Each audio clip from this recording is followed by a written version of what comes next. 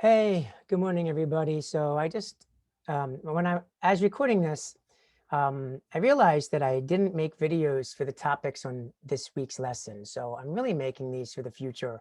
But in the event that any of you need to look at them again, then they'll be up for your availability on the website and everything. So last week we talked about qualities of healthy relationships, and we started out trying to build the perfect partner. And we came up with a scenario that you can't build the perfect partner, but that we could build the perfect partner for you, the perfect complement, so to speak. And along with that, I said, since you can't build the perfect partner, what would you do? Like I said to you, I said in one class, like if you could take the ability to be able to get everything that you want in the perfect boyfriend, the perfect girlfriend, the perfect significant other, and or for that matter, the perfect best friend, and throw it into a 3D printer, and out came this imaginary person, like what would it be? And you came up with all kinds of different things using that handout that I gave to you. But then I said, you can't really build the perfect partner. That's impossible. So of your list, what are the non-negotiables? What are the things that you won't live without? And we talked about that. Then the next day, we talked about my theory of the 7 things that are needed for a relationship to be successful. What 7 things are successful? And I said that there are specifically 7 things. And from there, I started talking about, and we went through these 7 things of communication, friendship, honesty, loyalty, trust, love, and respect.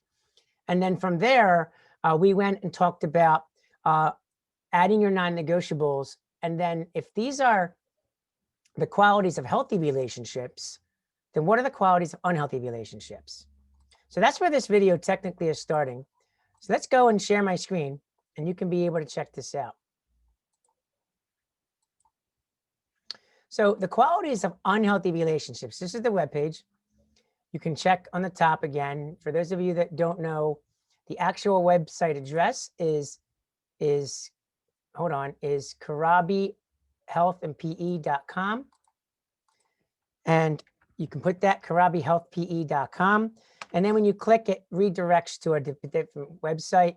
And then you can go and you can use the navigation menus or go down and click health and use the navigation menus to talk about what we're talking about. And we're talking about unhealthy qualities of relationships. And I scroll down and there's my little thing about not being able to build the perfect partner. Obviously that doesn't exist. But why do you set it for less? And then we talked about, here's a graphic again, the graphic of the 7 things that are needed for a relationship to succeed, in my opinion, my humble opinion. So there it is again. Pause it if you didn't see that video. You can check that out. Okay. But then I said, what are some words that destroy? And for sake of time and argument, so we came up with some words and you put them in the chat, but then this is the summary of it. Jealousy, selfishness, greed, ignorance, dishonesty, hate, and bitterness. So these are words that can destroy. I'm sure you can find other ones, but any of these can be like a sledgehammer to the walls of trust and loyalty and can set a fire to your house. And like, for example, we talked about jealousy and dishonesty. If you lie, if you don't tell the truth, you're basically taking a sledgehammer and breaking down the trust wall. And if you're jealous, then you're not really showing respect for your partner. And you're not really showing loyalty, friendship, and communication for your partner. Now, a little tiny bit of enviness might be okay, but jealousy is negative, like being jealous of others. And then some of you might be sitting here watching the video and say to yourself, what happens if my partner does something that makes me jealous? No, no, no. You control how you feel. Now, if they're doing something that makes you feel uncomfortable, you can talk to them about that. And then you might be able to get them to change their mind. And they might say no. They might say, no, this is my friend for a really long time. In which case, your decision is, are you going to stay with them or not? But you staying jealous about them talking to somebody else and not you, that's a challenge and that's negative. That's an unhealthy part of relationship. But there's something that all of these have in common, that really one word out of these 7 words, jealousy, selfishness, greed, ignorance, dishonesty, hate, and bitterness, one word really trumps all of the others. What do you think the most important word is? If you're watching this with a friend or you're in my actual class, pause it for a second and really think, which one of these words do you think is sort of like the most important?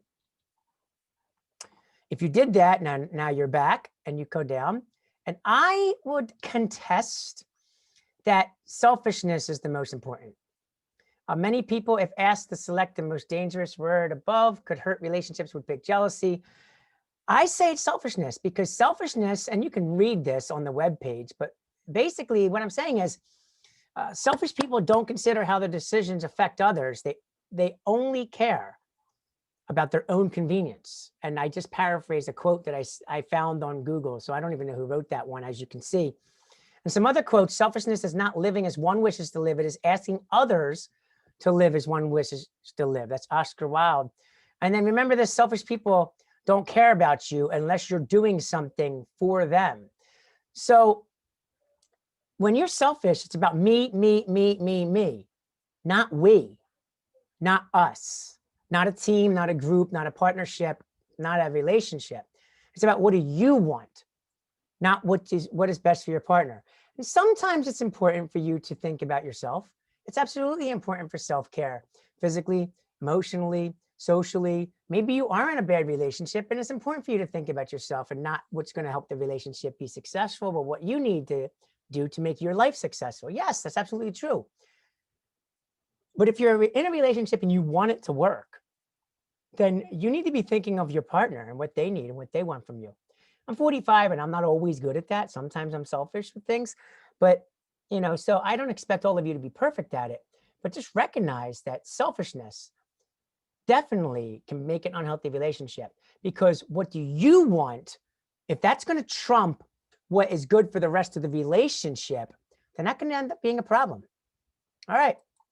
I'm going to come back with the same background. I'm going to do another video talking about the difference between love, infatuation, and obsession. So hopefully you'll watch that one too. All right. Have a good rest of your day, and I'll talk to you soon.